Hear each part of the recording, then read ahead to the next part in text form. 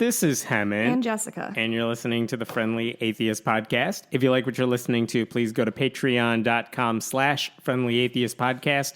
If you give $5 a month, you get access to ad-free episodes. Hello.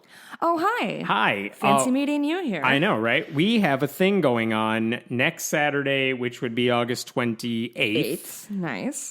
In Chicago, downtown bar. Mm-hmm. We're doing a get-together. Yeah. Come on over. It's free. Details will be in the show notes for anyone who either is in the area or wants to come to the area. I don't know what you people do anymore. I mean, yeah, God. So we did this a couple of years ago, and I think the longest was somebody drove down from Michigan for it, which was very really exciting. Also, I think that was the same woman who you and I were both late for our own meetup because we're trash people. Mm-hmm. And my mom beat me there. My mom was there. And apparently this girl saw my mom and was like, that person's related to Jessica, so I'm in the right place. Because my mom and I look virtually identical in a lot of ways. So yeah, we'll be there at 5 p.m. Come bring your friends, even if they... Like, it's always a really nice group of people. Yeah. We just did one in Denver. Everyone's so wonderful. Cat Bar. Yeah, it's in Uptown. And, hey, if you're interested in architecture, Uptown is a really significant place of architecture when it comes to, what's it called? Art Deco. Art Deco architecture. So, yeah. Hope to see you there. Hope to see you there. Also, I almost just asked you what you're going to wear. What am I doing? Also, this... As if I'm going to put thought into it. I mean, you have worn a graphic t-shirt and a open button-down flannel or hoodie since I've known you. Yeah, it's my aesthetic. So, it is your aesthetic. Actually, this is a new shirt, and I'm like... What? Yeah, I've never seen this one. I don't know where it came from. They just appear in your drawer. They really do. I was a guest on God Awful Movies, which if you don't listen to that, it's a really fun podcast where they just make fun of Christian cinema. You're putting it very fancily by calling it cinema. Cinema. God's Not Dead. That ain't cinema. It's all pretty bad. So this is my second time guesting. I actually recorded this maybe back in April or May. I have no memory of it, of what I said or what we talked about. I will say the movie we watch is called Teenage Conflict, and it is a 30-minute like propaganda film from 1960. Yes. Where it's just like, well, Mom, I sure don't believe in evolution anymore because of God. Like just a lot of like, oh, shucks. Oh, no, this scientist man's coming to our town, and he's going to make us all into mean atheists. Jeez Louise, guys. I'm going to go look at my telescope. Hey, I can see God. I think that's sounds about accurate. Yeah, a pretty rough description of it. So, yeah, that should be out on Tuesday, August 24th on whatever podcatcher app you use. So that is all I have vis-a-vis plugs. All right. There's a few big stories to talk about this week. One of them that took me by surprise came yesterday, and it's from the Department of Education. And here's all you need to remember about the Department of Education. Under Trump and Betsy DeVos, one of the rules they basically implemented is if you go to a lot of big public colleges, universities, they kind of have a rule in place where they say, hey, we want you to get active and involved in our school. We want you to start clubs and organizations and join them. It's good for you. And if you do that, we will give you X number of perks.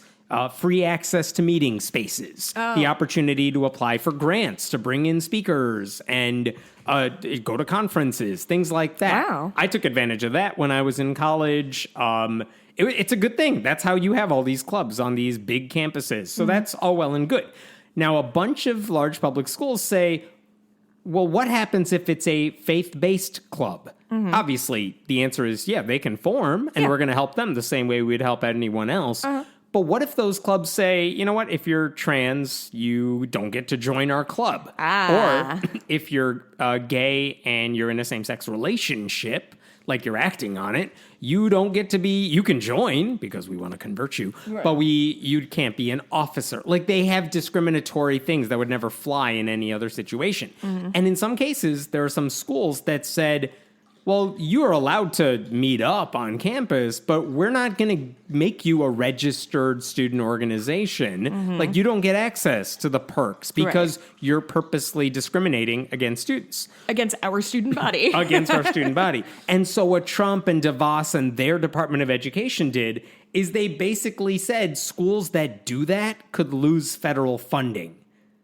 Oh, sure. Yeah. Okay. So basically, if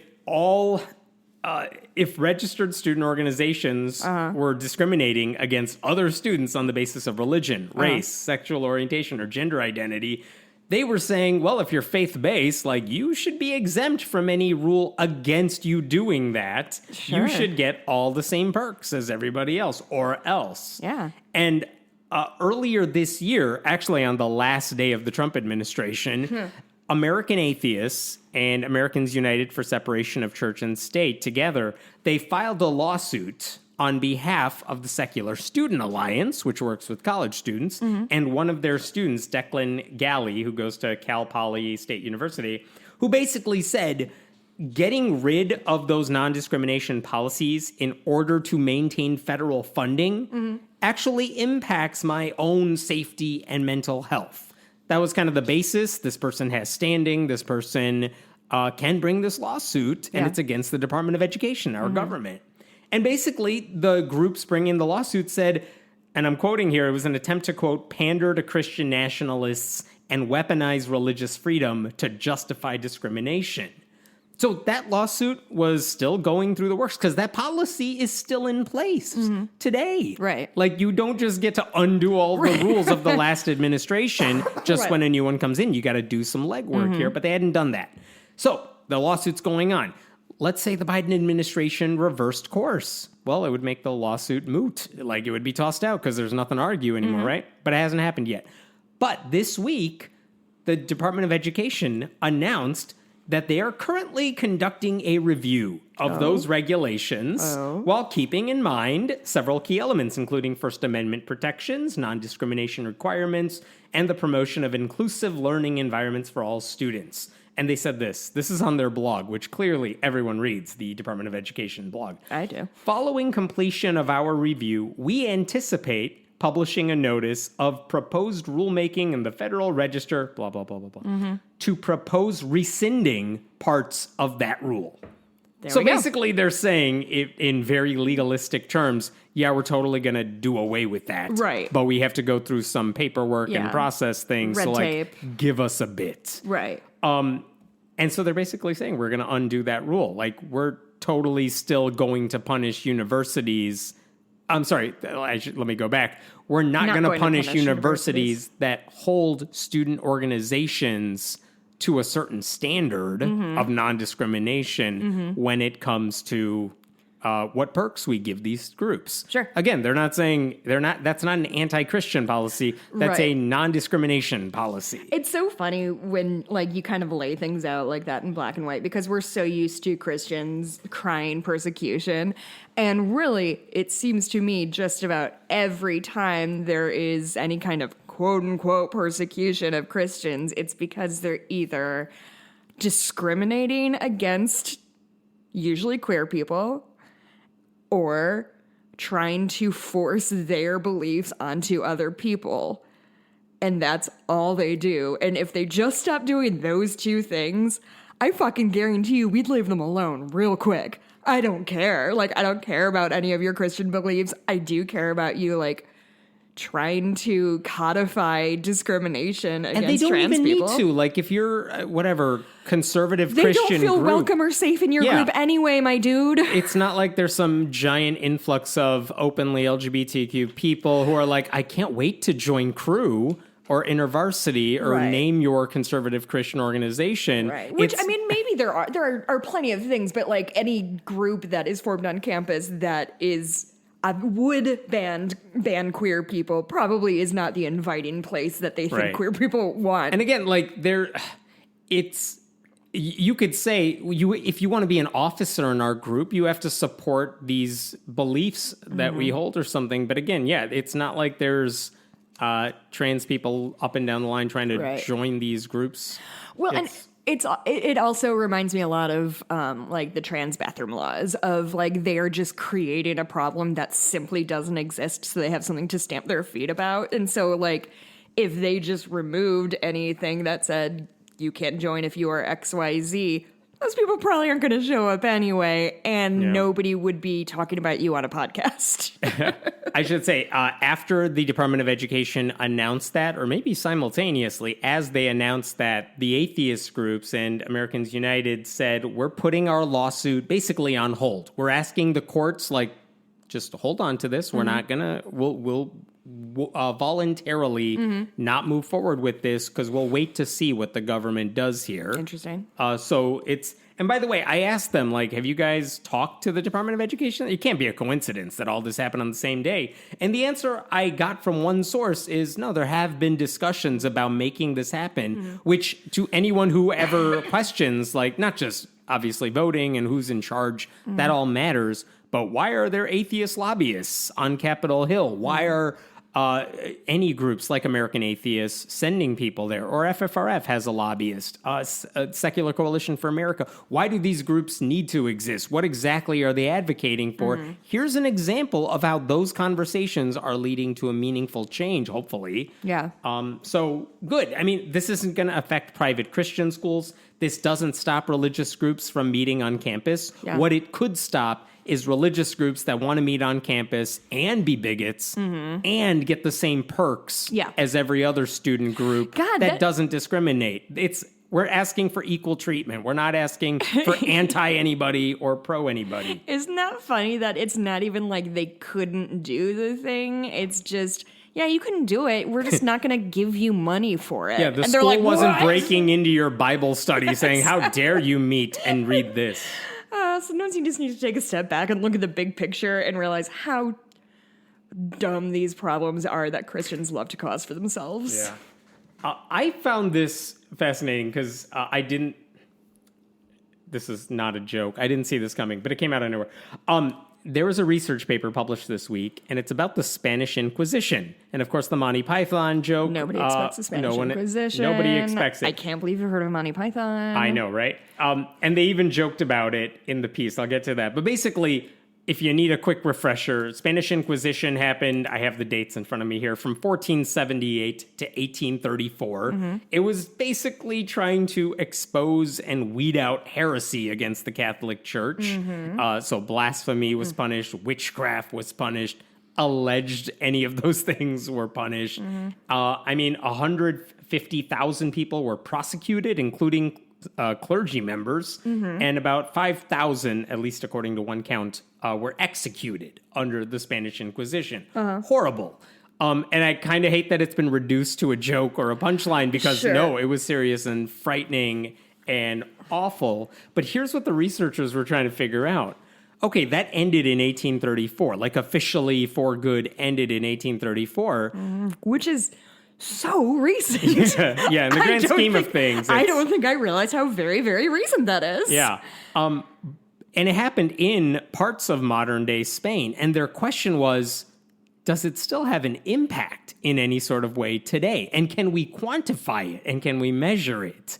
Which is an interesting premise. I'm sorry, are we going to do reparations for the Spanish Inquisition? Because I'm here for this. Right? So here's what they did. They said, if you map, because there are records of this. They actually found, I want to get the number right, they actually found like tens of thousands of court cases. Like there are records of the trials that took place. Yeah. We know where this stuff happened. Yeah, this isn't prehistory. This is, we have records. And so they can map it on a map of modern day Spain and say, these are the areas. Imagine for a second, you're looking at a map of the United States and you're like, well, where did they go after people who weren't Christian enough? And it's like, oh, look, it's in the South. Oh, look, it's in the Bible Belt, right? Like, imagine that. But it's the Spanish Inquisition where these trials took place. Where in Spain did these trials take place? And you could look on a map and you could see spots that are clearly, all right, a lot of shit happened here. Not a lot of shit happened in this area. And they kind of broke it down and they said, okay, we can narrow it down to these clumps and we can say, a lot of the Inquisition happened in this area, like no one escaped it over here. In this area, wasn't that big of a deal. And so these three researchers then said, okay, now that we broke Spain, modern day Spain, up into places where the Inquisition took place, let's compare it to what their GDP is. What about their income? What about their education? What about the trust levels in those regions? And what they found, I'm reading directly from their paper, we show that municipalities where the Spanish Inquisition persecuted more citizens, where that happened, incomes are lower, trust is lower, education is markedly lower comparable to other towns and cities. Interesting. Yeah, and is there a causation or is this correlation? So it is not correlation because you can't tie any of this stuff. It's not like these people are saying, well, I didn't go to school because of the Spanish Inquisition 200 years ago. Which is why I haven't gotten my graduate degree yet. Right. Spanish Inquisition. They're not saying that, but they're saying, look, if you look at these regions, for example, how much money does an average person make every year? Places where the Inquisition totally happened in your community, the incomes are lower, fewer people are wealthier. Like, that can be measured. Now, what do you want to blame that on? Of course, there's any number of factors you could look at. So it's not like they're saying, yep, Spanish Inquisition led to this. But when you point out, look at all these correlations, look at all these connections we're making here, it's kind of hard to say, well, what are the other things that did it, that had this much of an impact? And here's what they said. I'm reading from their paper again. Areas where the Inquisition persecuted more citizens are markedly poor today. We also present evidence that the mechanism behind the long-term detrimental impact of the Inquisition operated through lower trust and education. While we cannot establish that these relationships are causal in a strict sense, historical indicators of religiosity and wealth show that areas targeted by the Inquisition were not poor or particularly religious in the early modern period. Like, there was nothing else that separated these areas from their other ones. The Inquisition is what separated them. Wow. So they're saying, like, this is a big deal. They also say the negative effect of the Inquisition suggests that adverse shocks at a critical juncture, when something like the Inquisition happens at a big time in your formation as a society, it can trap societies in permanently low equilibria where high conflict locally, low education, limited trust lead to low income. Basically, when you have shit like this happening and conservative religion persecution happens in your neck of the woods, the impact is going to be felt for a long time to come. And while they didn't say it, think back to what's happening. Okay, look at the U.S. right now. Oh, God, yeah. In the midst of this crisis of democracy, when you have religious zealots, I mean, in the midst of a pandemic, saying... I mean, the parallels are like so clear, just right? Look at the differences between... I mean, I know you have all seen correlations between, like, which states are generally voting Republican and which states have fewer people with formal degrees. I'm not saying smarter, but formal degrees are lower. Incomes are lower in those states. Marriage rates usually younger and divorce rates higher. Right. All these things kind of travel together. Yeah. And again, you could see it in more extreme ways in other countries. But they're making that point. Like, you thought this thing ended a long time ago. It didn't end a long time ago. And they even joke about the Monty Python thing throughout the piece, because how could you not? Yeah. I want to make sure. Possibly the most famous comedic line is "Nobody expects the Spanish Inquisition." Right, and the way they described it in the paper, nobody expects the Spanish Inquisition to still matter today, but it does. Nice work. Yeah, strong. So very interesting paper. I had never thought about it before, but it is a thing. Well, I mean, I think. Ooh, I love that this study is coming out, because I would love for anybody who is smarter than me to draw parallels of, like, the Black experience in the United States because when you were saying lower education rates, higher local violence, lack of trust, to me that sounds like poor communities in our cities, and those that tend to be largely Black. And guess what also happened in the middle of the... I mean, if you talk about redlining, if you talk about the impact of slavery, and that has repercussions today. You're right. Like, how do you... all the arguments about quote-unquote critical race theory and stuff, it's how do you pretend that stuff doesn't have a direct impact today? Obviously, it does. You simply cannot. And especially, like, Spain, the fact that this is Spain is for me, really like useful because you don't have to deal with like, oh, this thing happened in Northern Africa and we're looking at that because the bigots all come out and like, and are willing to dismiss that because they think they're allowed to dismiss an entire continent for some reason. Yeah, right. But like Spain is Europe. Spain is like English people's fancy vacation places. And so if we can demonstrate the ripple effects of, you know, the terror that goes on in these communities at the hands of religion or white people, the etc. Republican line about how, you know, racist laws are not in place. Therefore, you know, if you want to end racism, you have to stop giving any benefits or acting like racism exists today. Talking about race. Yeah, like you can't do that. That stuff has an impact even if it's not written in law today or something. Right. By the way, if anyone's interested, I mean, the link to the papers in the show notes, but that was published in the Proceedings of the National Academy of Sciences. Like, it's a legit publication, research paper. So check it out. Very interesting. Cool. Let's talk about Cardinal Raymond Burke, who is one of the highest. I mean, he's a cardinal in the Catholic Church. It's a high position. You get to elect Raymond the Pope. Burke, the name of a character in Grey's Anatomy? Probably. I'm gonna look that up. So he's also one of the most vocal conservative Catholics in the world, who has kind of known for just if there's any social issue, he's on the wrong side of it. Let's put it that way. Sure.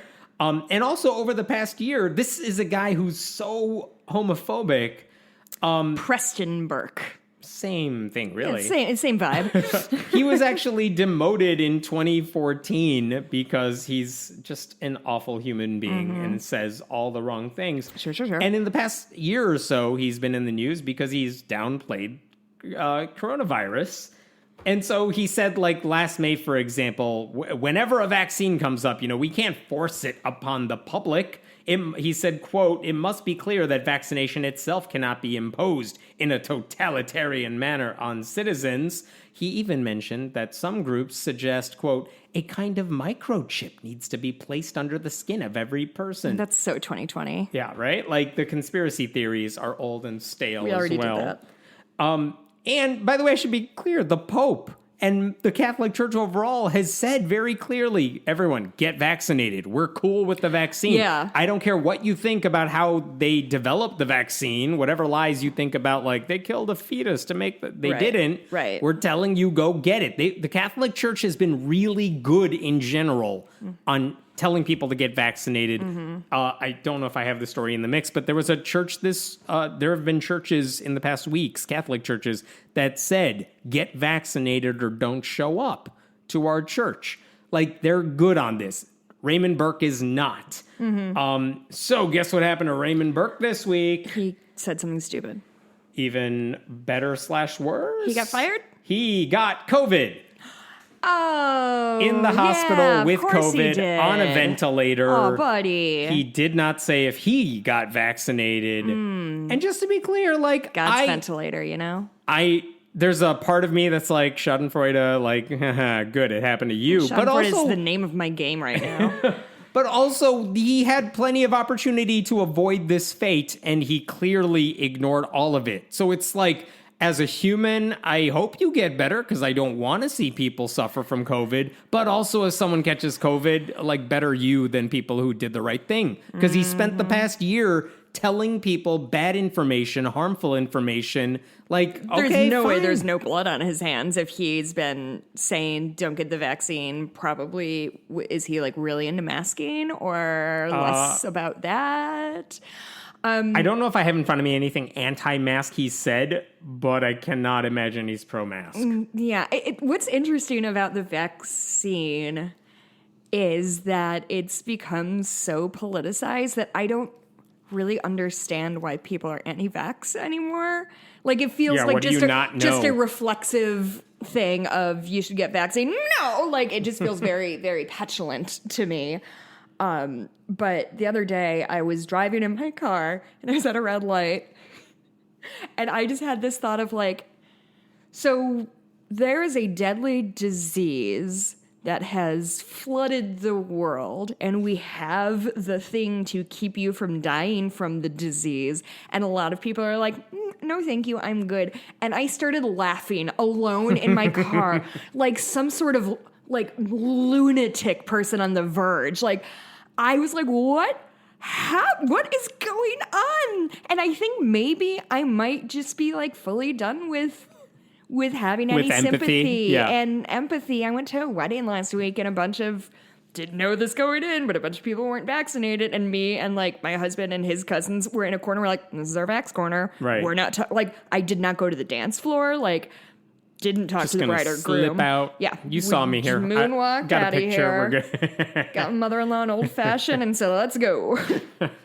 But yeah, anyway, if you go back a year ago and you said, look, right now, end the pandemic, get vaccinated versus, of course. What are we doing? Yeah. Cardinal Burke on August 10th, I know it's been like almost 2 weeks ago, but Cardinal Burke said 2 weeks ago, tweets, "Praised be Jesus Christ. I wish to inform you that I have recently tested positive for the COVID-19 virus." That was his lead? Yeah. "Thanks be to God. I am resting comfortably and receiving excellent medical care. Please pray for me as I begin my recovery. Let us trust in divine providence. God bless you." I have to tweak because I'm on a ventilator and my vocal cords don't work. 4 days later, August 14th, Cardinal Burke has been admitted to the hospital with COVID. This is from his official account. So funny. To the hospital with COVID-19 and is being assisted by a ventilator. Doctors are encouraged by his project. Progress? His Eminence faithfully prayed the rosary for those suffering from the virus. Himself? On the vigil of the Assumption, let us now pray the rosary for him. No, just get vaccinated. I'm not praying the rosary for you. You get the shot. Now it doesn't matter to him. But go back in time and get the shot. What are you doing? May his life be an example for others. Genuinely, I feel like I've done this once a quarter for the last year and a half, but how am I supposed to feel about that? I don't know if you remember, I have seen for all the Schadenfreude posts online, on Twitter, of people like, this person was anti-vaxxer, anti-masker, and hey, they got COVID, and hey, they died. Mm-hmm. And then, of course, everyone shares that, haha, karma. Yeah. And then there are people stop mocking them. That's not helping. I see 68 laughing emojis, and I want to know what's so funny about a father and son who's died. This country is going to hell in a handbasket. It's things like this. Why? I spend a lot of time in the comment section. I'm not laughing at their death. I'm amused by the karma of these people who were trying to hurt as many people. This dad didn't care about his son, or he would have gotten vaccinated. Whatever excuse he's using to say, I didn't want to hurt my son. It was poison. No, you were hurting people. If you took a junior high lit class, you learned about dramatic irony, so you should not be confused about why we are all giggling at these imminent deaths. But I don't know how I'm supposed to feel anymore. I certainly don't feel sad about them. I feel sad about almost everything. I feel sad about the genuinely ignorant people, or the ones who might have legitimate reason to distrust authority and medicine. And but that is not the bulk of the people who this is happening. Raymond Burke, you've spent your entire career hurting other people. Of all the people who deserve this, if karma was a real thing, it better have been you. And if it happened to the Pope, who's been good about the vaccine, I would genuinely feel bad about that, because he has pushed for vaccines. And let us never forget that this cardinal is getting better health care than you or I will ever see in our entire lives. So, I'm so sad, but God, we haven't talked about that. Abbott has it. The governor of Texas. Oh, yeah. This week. He's had, and I think I retweeted somebody's he's had 3 COVID shots and is currently in the best hospital in the state. Getting the monoclonal antibody special treatment. It's I'm sure you'll make it out of this okay. Meanwhile, you're going, I know you dropped it, but they were going against school districts for having mask rules in place. We're going to defund you if you do that. Right. Yeah, I don't. Of all the people to get it, yeah. If it's a Republican governor who's hurt as many people as possible, I have a hard time finding empathy for them. Yeah, and yeah. It's not joy. It's a lack of concern for you. It's apathy. Yeah. It's apathy. Yeah. It's, okay, of course that's what happened. Because actions have consequences. Yeah. Usually. even sometimes for rich, powerful white men. Don't tell them. Okay, so along the same lines, there were a few stories, and I'm sure you've seen footage online of people going to school board meetings, parents whining about mask mandates in their districts. Mm-hmm. One of them, this is in Tennessee, Williamson County Board of Education. I've actually seen many videos because this particular county just brings out all their deranged people to speak at school board meetings and a handful of sensible people. But one of the deranged ones was an actress named Lee Allen Baker who appeared on a Disney Channel show called Good Luck Charlie way back in the day. Now she's not an actress. Now she moved to Tennessee and does whatever it is she does, which is fine. But part of her crazy woman rant was... I'm going to read this to you. You tell me when it gets weird. Okay. She said, my children are those... She said her kids are immunocompromised. They cannot get the vaccine. Okay, fine. I feel bad for that. She has 2 of those kids who are, she said, vaccine injured. Oh, that's not the same thing. But they have... Well, she said they have medical exemptions. Wait, stop right now. Being exempt and unable to take a vaccine is not the same as being quote unquote vaccine injured, which is a nothing phrase. She said they have seizures and the hospitalizations, and she was able to get a medical exemption. I don't know what her kids have. Let's assume they are medically exempt from it, which is all the more reason you should be all for vaccines for everyone else. You can have poor reactions to vaccines. Yeah. It's not a thing that doesn't happen. It just, when people use words like vaccine injured, that's usually not what we're talking about. Here's what she said. I wouldn't, and still, despite immunocompromised kids, and still, I would never put them in a mask because their brain needs oxygen to grow, which the neurologist can confirm. No notes so far. Continue. I too have a deep misunderstanding of what air is. So because everyone who wears a mask they just pass out, can't breathe. Mm-hmm. She went on to say to the school board, because there are these books that I have, and I have them as a gift for you. The Constitution, the Declaration of Independence. Those aren't books. The Bill of Rights. Those are documents. And the Federalist Papers, and also... Fill in the blank. Oh, the Bible? The Bible. And Why these the Federalist guarantee Papers? My freedom and yours and our children's to breathe oxygen. I don't think they said oxygen in the Declaration of Independence. Pretty sure there's a whole Federalist paper on your right to breathe oxygen. Unless it's written on the back like a map. Yeah, I know. Nicolas Cage pops into the meeting at any second. She played a nurse on Good Luck Charlie, by the way. So that's a real, I'm not a doctor, but I play one on TV. That's the real vibes of that. Who was that? Whoever said that? I'm not a doctor, but I play one on TV. It was some famous commercial that everybody said through the 90s, and then we just all collectively forgot about. This woman's an idiot and a monster, so... To their credit, the Board of Education voted 7-3 in favor of a mask mandate for elementary school students. They're optional at the middle and high school, which is... stupid. This isn't the woman who said, if God wanted me to wear a mask, I would have been born with one. She's wearing glasses. Right. And clothes, that's a different person. And shoes. That is a different person. But yes, that is also something someone said today. And is speaking into a microphone to amplify her God-given voice. Yes. Boy, oh boy. Love it. I mean, they're stretching to find reasons the Bible justifies not wearing a mask. And they're doing a really horrible job because there's nothing about that. And I know the Bible talks about foreskins a lot, but I don't think I remember a mask chapter. Mask passages 1-5. Don't let anyone tell you what to do. You're a big boy. Nobody tells you what to do. Fight the man, I guess. You're the man. Yes. What are they... Why, though? Genuinely... Okay, Heaven. Yes. Jokes are leaving the room. All right. It's just you and me. Yeah.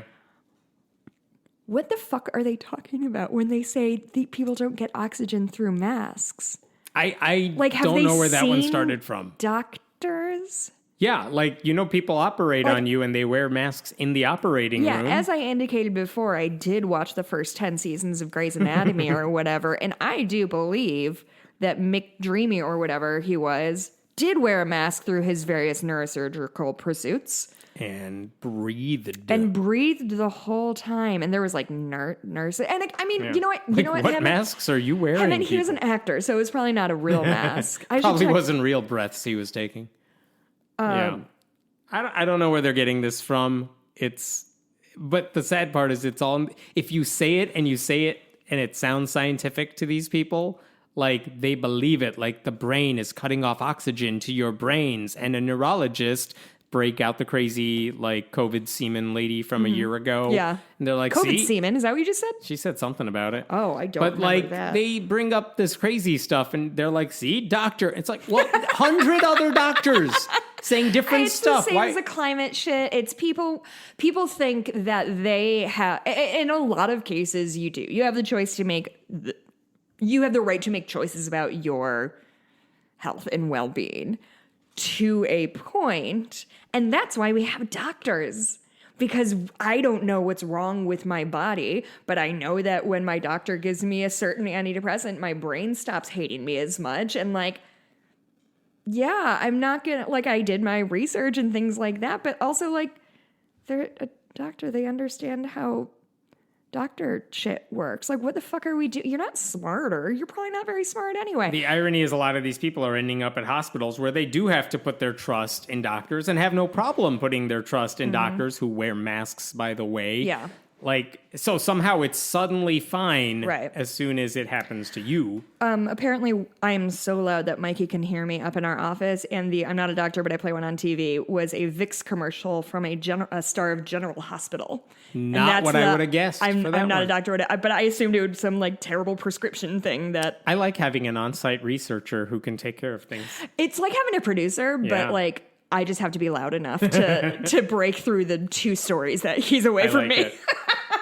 All right, we're discussing Joshua Harris because there's a lot of questions I have about... I want to know what you think about this. Okay, Joshua Harris, a little backdrop here. He is the guy who, when he was like 20 or 21, like a baby, he wrote a book called I Kissed Dating Goodbye, calling on evangelical Christians to do courtship and abstinence until marriage. And it came out in 1997. He really jump-started the purity culture movement. Yeah. Not that it didn't exist before that, but he really made it a bigger deal. And there are plenty of women who have since come out, evangelicals, maybe still Christians, some of whom are not, who are saying, I grew up, that book was like my textbook growing up, or it was taught in my church or promoted in my church, and it harmed me. Because either I did something and I thought I was bad for experimenting, or it made me feel like a whore or something like that. For what? Because you kissed your boyfriend or something? Yeah. Like, it's just an awful book that sends all the wrong double standard messages you can imagine. And for the past few years, as more of those women are speaking out, the backlash has been pretty significant to the point where even Joshua Harris has distanced himself from that book. I mean, even he's like, look, I wrote that a long time ago. And I think more to the point is that he doesn't believe those things anymore. It's not like he's like, oh, it got out of control and I still believe what I wrote, but the culture around it. He's like, no, what I wrote was not healthy and I got divorced. He hasn't said that in the same way I would have wanted him to, in the sense that like, really? I'm distancing myself from everything. He like disavowed it, but he hasn't exactly said, here's where I got everything wrong, which I would love to hear, but I haven't heard it yet. But anyway, you're right. You bring up some points that happened a couple years ago and last year when we discussed him because, he and his wife, who met through that process of like courtship and they married early, they separated after 20 years together, which would normally be that's on you. Too bad. It happens sometimes. Yeah. But also it shows these things don't necessarily last forever, even if you do all the rules right. You know what I mean? He also said he was no longer a Christian. He didn't use the word atheist, but he said that. He even showed up at a pride parade the following month, which made a lot of people mad because they're like, you are not wanted here of all the damage you caused. Maybe slow your roll, guy. Just because you've forgiven yourself does not mean the rest of the world has. He did say in an interview he was sorry for the harmful things he wrote, without going into depth there, but he added, you can't give people back years of their life as a way of apologizing for what he did. Like, admitting, like, there's not much I can do at this point, but I acknowledge that I made a mistake. Your critique of that is that he did not say this was harmful. And I would like for him to say, look, I said abstinence was a good idea. It's not. In fact, it's unhealthy. Sure. And look, if you choose to wait, so be it. But if you don't, fine. Yeah. Like, there's nothing wrong with you. That's a normal thing. There are ways to make sure you're doing everything safely. I would like to hear that. I haven't heard that from him, unless I missed something, but that would be a thing. I mean, basically, the question that comes up, and this is a question I want to ask, and I know we have talked about this in the past, is can he do anything at this point to really atone for the damage he has caused? And this is a question that has sprung up for a couple of years now. When you wrote one of the most damning books, but it was more than 2 decades, nearly 25 years ago. What can you do at this point? I mean, is there anything you could do that can make people say, yeah, okay, you screwed up, but okay, we forgive you because you have done X, Y, and Z? I do have some options here, but. Yeah, I don't know. I think that, I was in therapy yesterday or 2 days ago or whenever, time's a flat circle. And she said something about like, I think sometimes people are surprised. People are incredibly forgiving if they see the person who has wronged them or did bad or whatever. If they see actual genuine effort out of them, even if they fall short of where they want to be, if they're really making an effort and not just like going through the motions or not just saying, well, I'm sorry if your feelings were hurt. I think for me personally, obviously that doesn't undo all of the terrible things, but like also, how old was he when he wrote that book? Like, I'm a fetus. Yeah, he was a baby, and not to say that people shouldn't be held accountable. Like he was in his early 20s or something like that. Here's the thing. He wrote this book and people glommed onto it. Why? He's not a doctor. He's not a psychologist. Right. He's not a relationship expert. He's not any of those By things. the way, all this stuff we're talking about, it is useful. This is not the story we are talking about. Oh, but it's not? all useful. Yes, no, keep going. I'm sorry. I derailed us so hard. It's all right. But I mean, yeah, like... he did not ask for all of this shit. And of course he leaned into it because I think he genuinely believed it at the time. And he was doing bad things, but not with malicious intent in general, from what I can see, and I could be wrong. But I think the fact that he is trying to take his lumps and trying to like sort of pay penance, obviously showing up at Pride Parade is maybe jumping the line a little bit, but it seems to me that he... Like, I'm an ally, do some work. Yeah, first. exactly. You can't just buy a t-shirt that has like a rainbow flag on it and be like, I did the thing. I bought the thing from Target. His work did a lot of damage, but I think the responsibility should be placed much more firmly on church leaders who seized the opportunity to control the sexuality of their daughters gleefully and ran with it. Some of the things that came up a couple years ago as he was getting back into the news again, he could be a vocal advocate for comprehensive sex education. He could promote the idea, like actively promote the idea that not every close relationship you have has to be marriage and waiting. Yeah. He could be a true ally for the LGBTQ community. However he wants to do that, showing up at a Pride Parade, not exactly That's not the thing. Whatever, I mean, he needs to actively undo the harm that he did. Pretending he didn't do it or just saying I'm distancing myself from it. Yeah. Like, you get to escape from it, but not the people affected by your work. So, like... Yeah. But also, he is not doing the least he could do. The least he could do would be to disappear from public life altogether. And would that be a bad thing? I don't think because some people have called for that. I don't think it would be I think if he... Okay.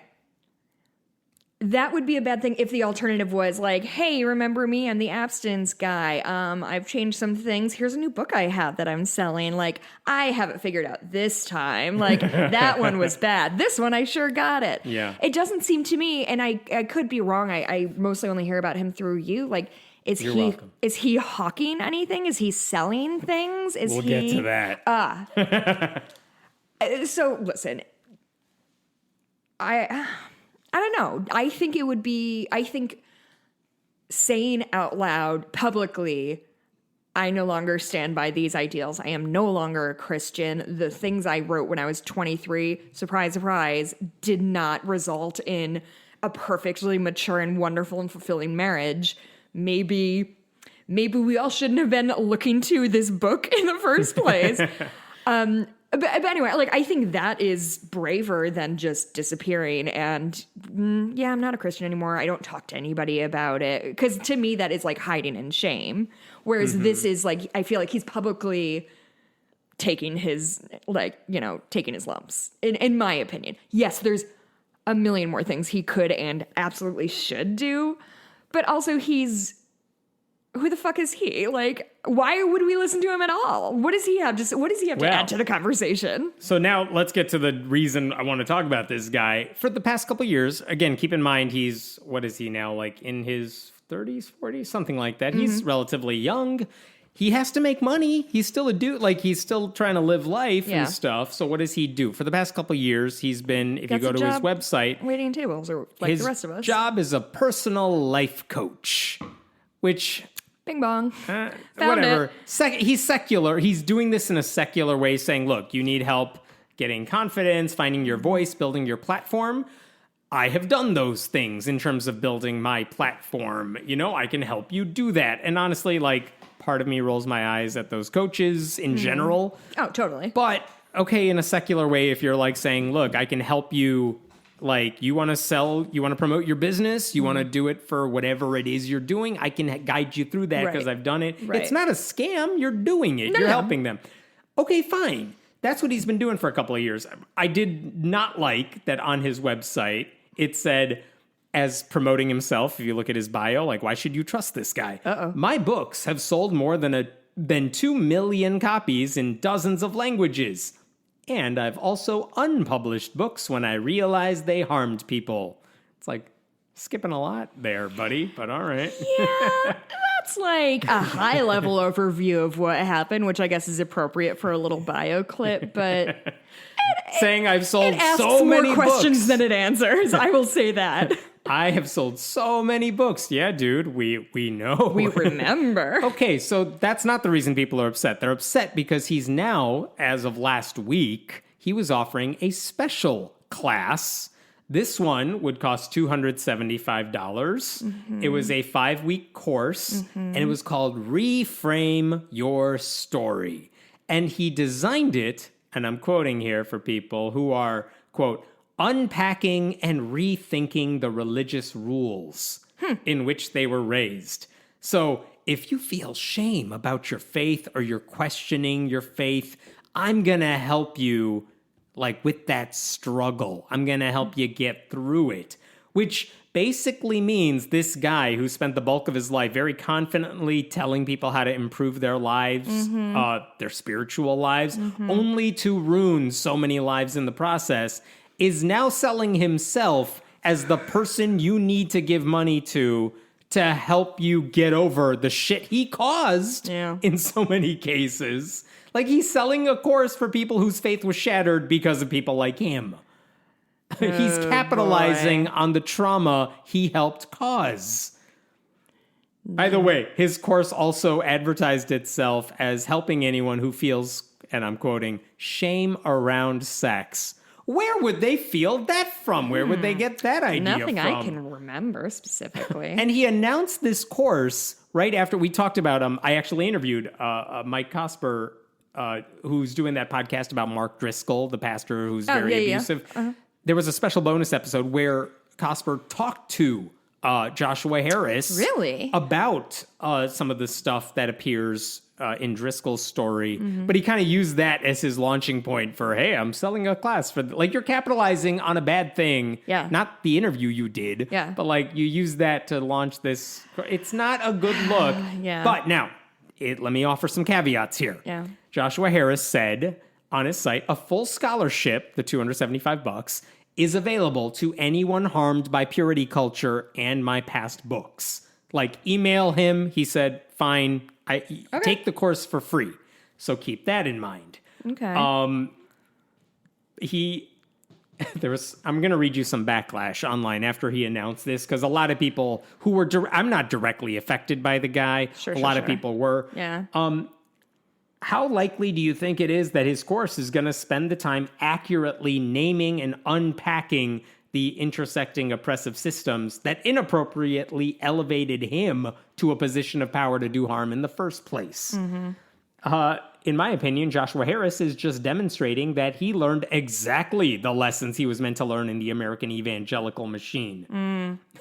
I haven't seen this take yet, but if one writes a book that becomes a Christian bestseller and it contains theology that is identified by nearly a whole generation as psychologically harmful, offering licensed therapy to your victims would be better than a free online course. Yeah. What is his... Do you know, does he have any education? Does he have any qualifications? Like, why is he... I don't think he has any psychology credentials. Is he just riding the wave of this one book he wrote in the 80s or I whatever? believe what he's saying is, I have been successful as a Christian author. I have been successful, and if you want to be successful, I can help you through that. It's no different than someone on YouTube who has 1 million subscribers saying, hey, you have no subscribers? I will help you, guide you through the things you need to do to become more popular. Yeah. Is it going to make you more popular? Not necessarily. But yeah, that person probably has some experience. If the thing you want to become is as popular as that YouTuber, I understand why you would want to go to that person. If your thing is, I don't care about Joshua Harris's beliefs, but I would like to write a best-selling book in my field. I would like to have a platform on which places are inviting me to talk about it. Yeah.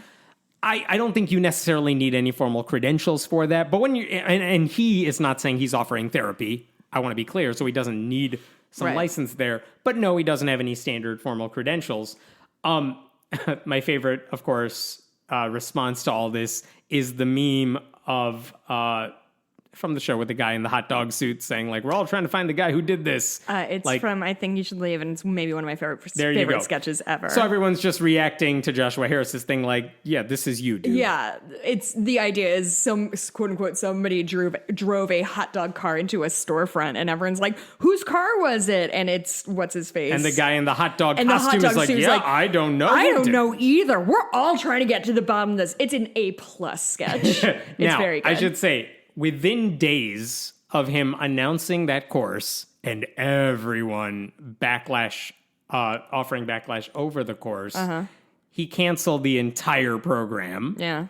And here's what he said. It's a long statement he put out. But he said, as a result of hearing your perspective and valid criticism, I've decided to pull the course. Okay. I agree that I'm not an expert or a deconstruction guru. I hoped I could use my platform to spotlight other people with more experience and expertise, point people to good resources, and offer questions to help people unpack and make sense of their own journey. But I recognize this approach is flawed. I want to explore different ways to lift up other voices. I do want your take on this after I'm done. Okay. He said, I'm also going to shelve the resource list on deconstruction that he had put together. I didn't get permission from the creators to promote their work alongside my course, and I apologize for not getting consent first. I'm removing the emails of folks who downloaded the resource so no one will get follow-up messages.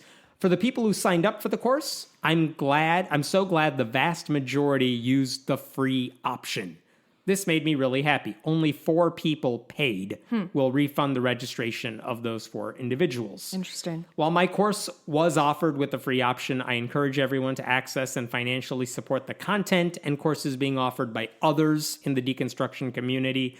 They're passing on incredible value and expertise and pouring so much of themselves into their work. Thanks again for speaking up and seeking to help me do better. I'm going to continue listening, learning, and growing. How is that as a way of saying, all right, I'm closing this shop down? Yeah, I mean, it sounds like somebody who tried to do something in good faith, didn't do any of the work because he is a man who has never had to do the work ever before in his life. You see this all the, like, did you see either of the Firefest? Did you see either of the Firefest documentaries? Yeah, I did. So the one where they actually interview the dude in charge, the dude who did it, who like thinks he's so much smarter than everybody. It's real Ted Bundy-esque of like, yeah, you can interview me because I'm gonna outsmart you at every turn. And it turns out, guess what? This guy is just a mediocre dude with money. Right. But the thing I noticed, the thread I noticed that I am noticing here again, is that he got this idea, and whether it's a good or bad idea is not the point. He had this idea, and he decided to, like, run with it. He did not really ask for help from the proper sources, but he thought, hey, like, I'm going to put this thing together and sell I've been a life coach for a few years. I know how to run a course like this. Exactly. And then realized that the fact that he didn't seem to not really consult anybody, at least outside his immediate group, he realized that's a bad thing. He realized you can't just drop shit onto your website from other places and sell it or promote it or whatever without their permission. There's a lot of things you have to do to, like, get a business off the ground. And the Firefest doc is a bigger version of this, of he just assumed shit would kind of get done because he's lived this life where shit just sort of gets done around him, right? Like, he doesn't worry about where who gasses up his car or who when the floors were vacuumed. Yeah, he has people for that. And so when these men have lived these entire lives of just people around them doing their bidding, they assume that they have done all of those things and are smart. And so they're like, yeah, I can do this on my own. And it turns out they're fucking idiots. And things don't just come together. It's a team of usually women behind them who are making sure all the boxes are ticked. And to me, it's the same thing of, like, whether or not his little scheme was a good idea of selling this course or whatever is sort of unimportant when compared to the fact that he did no real work on the execution. Again, all the ways you could have someone like him in his position come back and really show he's an ally. Mm-hmm. This is the equivalent of showing up to the Pride Parade again and saying, I'm an ally. 100%. It's like, no. It's the same shit. It's the I exact same appreciate shit. The sentiment. You're not wanted here right now. Right. 100%. And so... But the difference between the Firefest guy and this guy is he sounds sorry. He sounds contrite. He sounds like he actually realized he fucked up, not because he was trying to do bad, but he had no fucking idea that he couldn't just slap a $200 price tag on an hour of his, like, slideshows or whatever. Mm-hmm. He just had no fucking idea. And at least it sounds like he's at least going to pause before attempt number whatever it is. Yeah, and it sounds like he has a deep understanding of the many ways he fucked up, is going to try to do better in the future. I think maybe doing better in the future would be disappearing from public life or throwing yourself into, sex education advocacy or whatever. It should maybe not be a Josh branded thing. Maybe he should, like, take a step out of the spotlight and do some actual good work that actually helps people instead of makes him richer and makes people marginally happy for 20 minutes. Yeah, I don't have any problem with this guy making money. I'm not saying this guy needs to be canceled, quote unquote, for a long time or anything. Just come back with actual genuine repentance. Instead of just trying to do the next thing. Like, he's going to host Jeopardy next. Oh, my God. Oh, my God. We haven't talked about that. We haven't. Do you want to do a sidebar on what's going on in Jeopardy? Because I read that piece today that apparently... Yeah, I mean, the gist of it is they had guest host after guest host, which everyone pretty much knew you're just doing to fill time, because there are people who have always wanted to do it. They would do it. And they kind of let people believe it was a trial run for a future permanent host for Alex Trebek. Mm-hmm. And then, of course, the executive producer says, guess what? It's going to be me. Though he says he had nothing to do with that process. But he did have some input in the process. Because he was in charge of the process, Hemant. Well, he said once I was being seriously considered, I took myself out of the running. But I heard he got to pick... Like, when they did focus group testing, he gets to pick the episode that they test when it's other hosts, and you could pick the worst one, like the beginning, whatever. I don't know. I personally think Ken Jennings should be the host because I like him, and I think he's smart. And when I was there in the room, like, I promise you, every diehard fan who wants to be on the show and gets that opportunity wants to see Ken Jennings. And, like... If people don't remember, Hemant was on Jeopardy April while 2020. Ago, and trust me, no one remembers. It's all good. He won. No, but, like... He's a Jeopardy champion. Like, among the diehard fans, you all want to be him. We want to have that sort of success on the show, and he represents what all of us are striving for. Yeah, the ideal. Like, that's not a diss on, like, LeVar Burton, who the general public really seems to like. That's just like, yeah, but I don't associate LeVar Burton or Mayim Bialik or whoever else with the show. Yeah. They're just good hosts. Right. Ken Jennings lives and breathes Jeopardy. I don't care. My opinion does not matter here. But after all this Mike Richards guy gets the gig. Then it turns out, he has said and done a bunch of shit and been called out for it. Yeah. And didn't stop him from getting promoted higher and higher. And now he's the host of this show, which, again, I think the problem for so many people is not that he's bad at the job. I've never even seen him talk. He did guest hosting for a couple of weeks. It was fine. Yeah. He's fine. Yeah. The problem is this is just a gig for you. It's not a life mission. Whereas for someone else, like the Ken Jennings type, it's like, no, dude, this will be their life and they're happy about that. Right. I don't know. No one cares what I think about it, so I'm just spouting off to nobody, I promise. I don't think that's true, because Ann and I talked about it for a while today.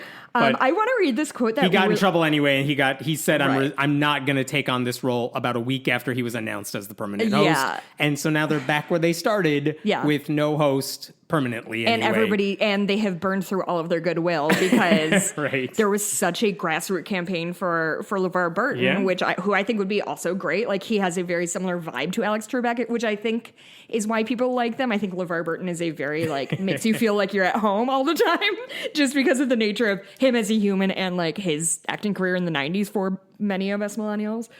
And obviously Reading Rainbow and stuff like that. But so this thing on The Ringer, which I read, which is there's a writer there, Claire McNear, who tackles Jeopardy the way other writers at The Ringer tackle professional football. Like, she knows the ins and outs. She has the connections. Reading this article about the host of Jeopardy was the most engaging thing I've read this week. She's fantastic. But I want to read this quote from Kristen Sousville, who won 5 games in Jeopardy in 2015. And this, I think, is really the crux of why I think this guy is a monster douchebag, and thought it from the second they announced anybody besides a really recognizable face. I was like, oh, fuck this guy.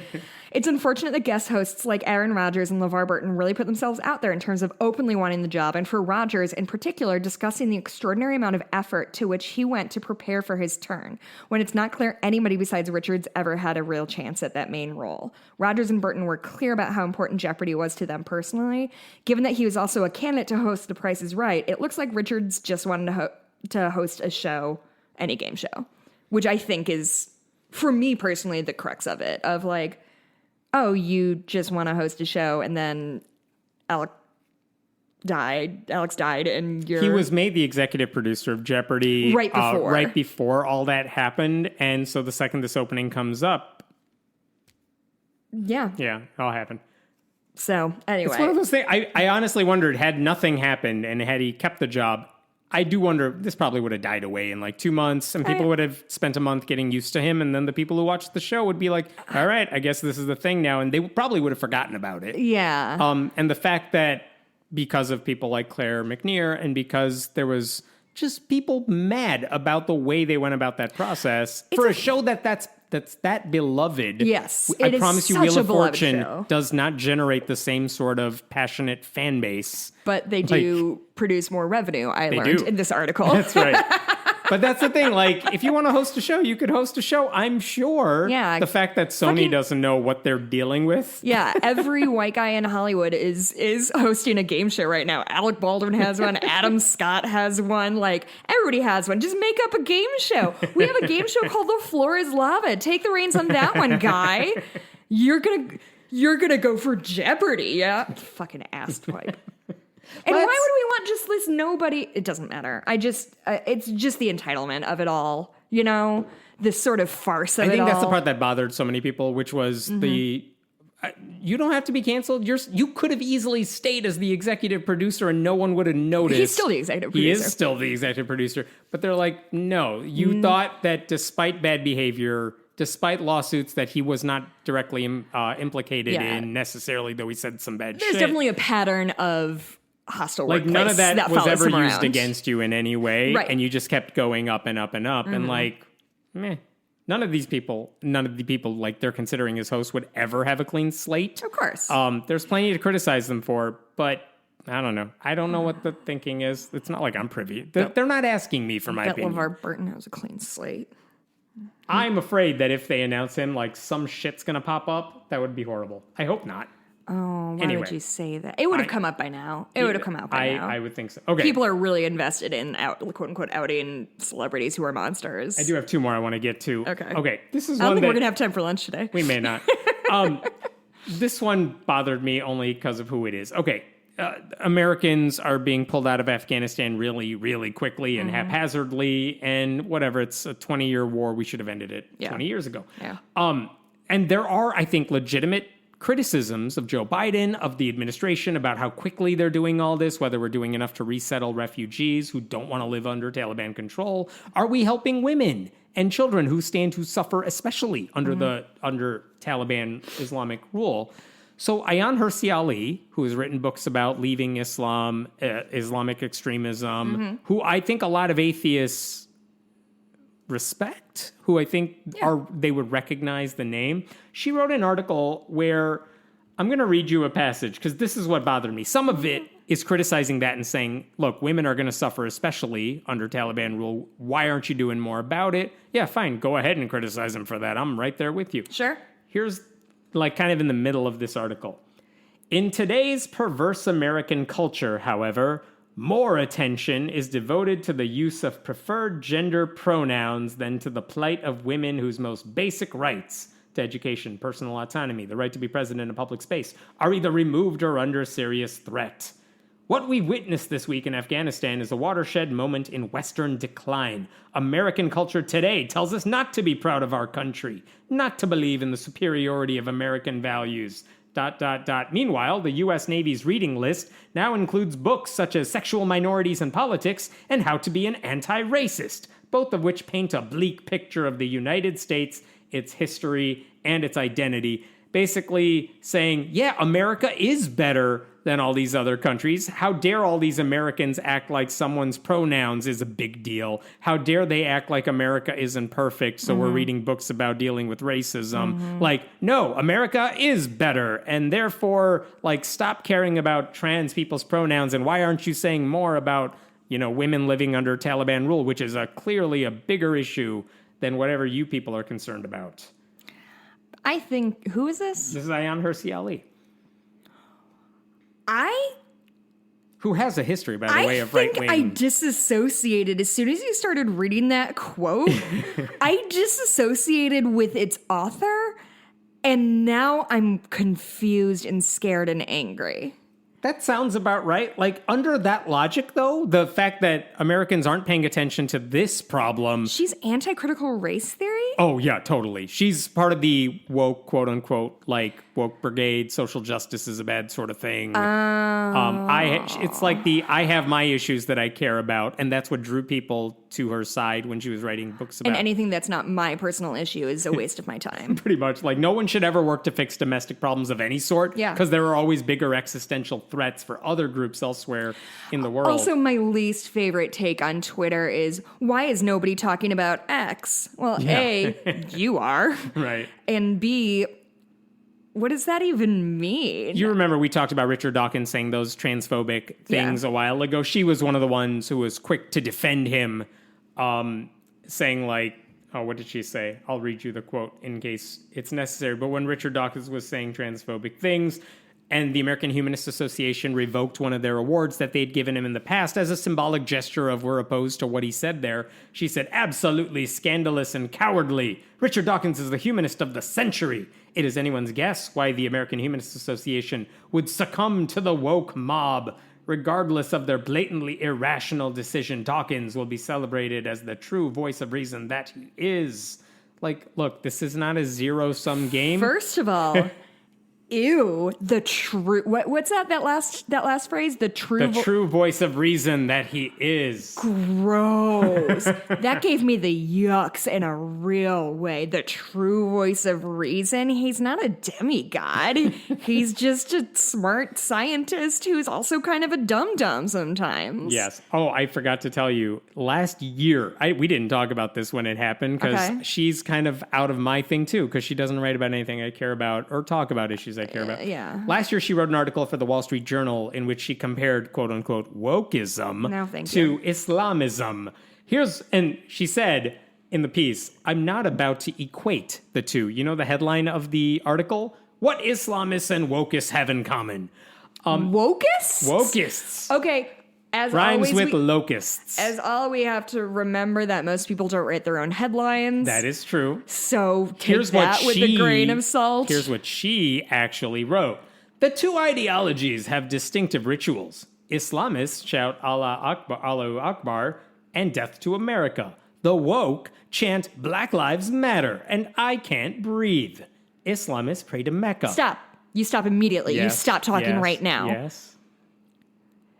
She doesn't understand that death to America, which do they do a lot of chanting of death to America in they might the Middle terrorist East? Attacks. Sure. The ones who are saying that sort of thing. Which sounds at best extremely reductionist. They chant Akbar Allah and death to America. Yeah, that's basically all this. Anyway.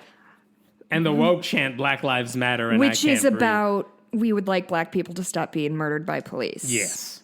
And those are the same? Distinctive ritual. She's not saying they're the same, except she is. What is, okay, I'm sorry about being a snob, but what is her, educational background? She came from Somalia because her life was threatened because she wasn't Muslim. She was kind of taken in by a right-wing think tank. And part of me forgave that because it's you got to get out of there. Yeah, so, absolutely. All right, fine. If you found a libertarian type of place to go to, I kind of get that. And nope, now full circle conservative type of, it's one of those Bill Maher, Sam Harris type of, I'm not supporting Trump, I just really hate liberals. That sort of mindset. I'm sorry, I did not read the rest of this sentence or passage. Islamists pray to Mecca. The woke take the knee. Both like burning the American flag. What? To what end? What is your thesis? I don't know. These two things are the same because they both say things? Because they both have beliefs, I think is the mad. Has she ever taken an anthropology course? Because I have big news about how many cultures have rituals. Islamism invades against blasphemy. Wokeism wants to outlaw hate speech, in quotation marks. Islamists use the word Islam. You can't just put scare quotes around something and pretend that it doesn't mean anything. Islamists use the word Islamophobia to silence critics. The woke do the same with racism.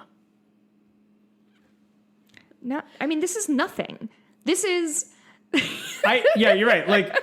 What is it's this? Word salad. It's nonsense. Word salad. It's nonsense. I promise you could substitute the woke with Girl Scouts and you could end up with the article that has the same 1,000%. And not to mention all of the shit that's been popping up this week of American conservatives noticing that the Taliban takes over and they ban scientific research and make everybody pray in schools and ban sex education and blah, blah, blah. And all the conservatives in America are we can just do that? What do you... You could totally say Islamists want to, force Islam on you. Girl Scouts try to sell you mint chocolate chip cookies. Sorry, I'm saying loaded with sugar. Mints. Yeah, mint chocolate chip. You could be angry about the exact same thing, but the point I'm trying to make is there are criticisms to make about the administration and the pullout from Afghanistan. None of them is how dare you not. None of them is this. Yeah.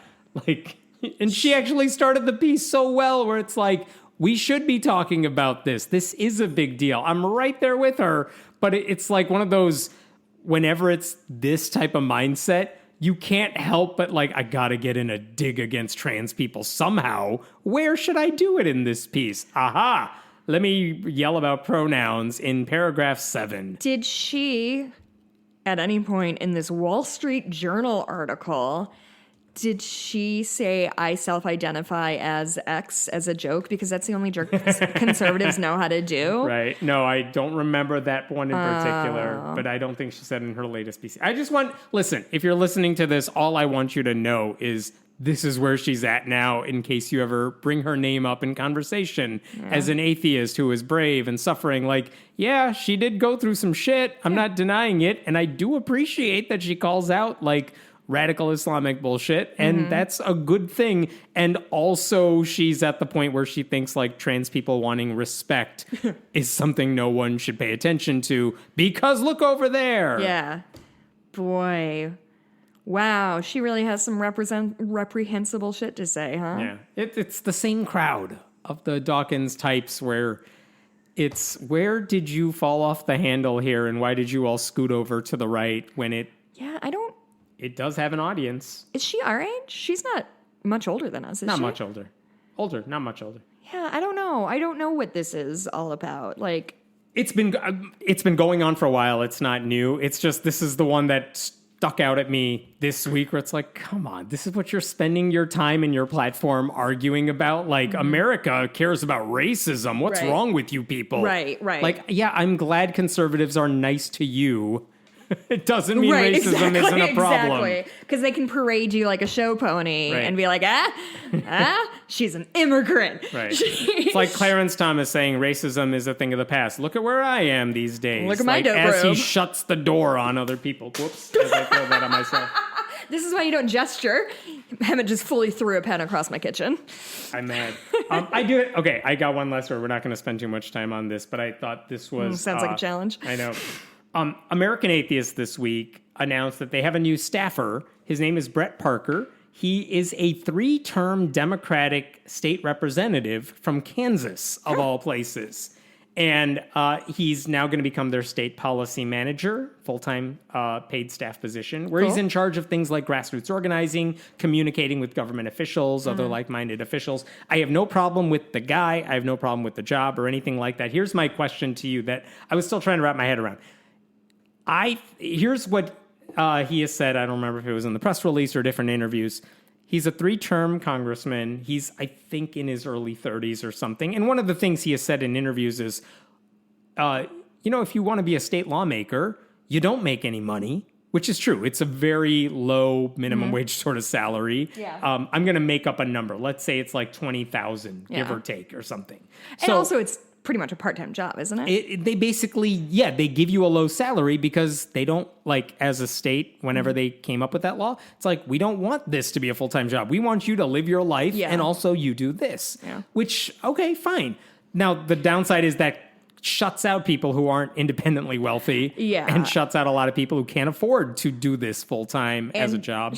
Like if you're in like New England, that's probably fine, but it's 4.5 hours to Springfield from here. Like that's also asking, if you're in California, you have to drive to Sacramento. Or something. Yeah, like in not states everybody where can they just... in states where they don't pay well, it really, if you're 18 and you're legally eligible to run for office, well, you better have someone like helping you out or something. Otherwise, you can't really run. Okay, so that is one thing he cited as a reason he can't really do this job forever because he doesn't have another gig. Yeah. So I understand that. And also, he's in Kansas where even though the governor is a Democrat, the legislature is overwhelmingly Republican. So if you're a Democrat in the state house, even for 3 terms, you can propose a lot of bills, but if you're thinking of anything substantive and progressive, nothing's getting passed. So I also understand the futility of saying, I won this seat. I'm not doing anything that's useful here. I'm not even able to provide a meaningful veto or a check on the other side because they have the numbers to just do whatever they want, which is a problem in a lot of states right now. And so I guess here's my question, and I don't mean this to be an attack on him, because I understand why he would feel like he's not really, he didn't say this is me talking, feeling like I'm not accomplishing anything in the house where I sit. Someone else could do that job. Also, I feel like I could make a bigger impact serving with American Atheists or any other group. I think he was working with a voting rights type of group before this.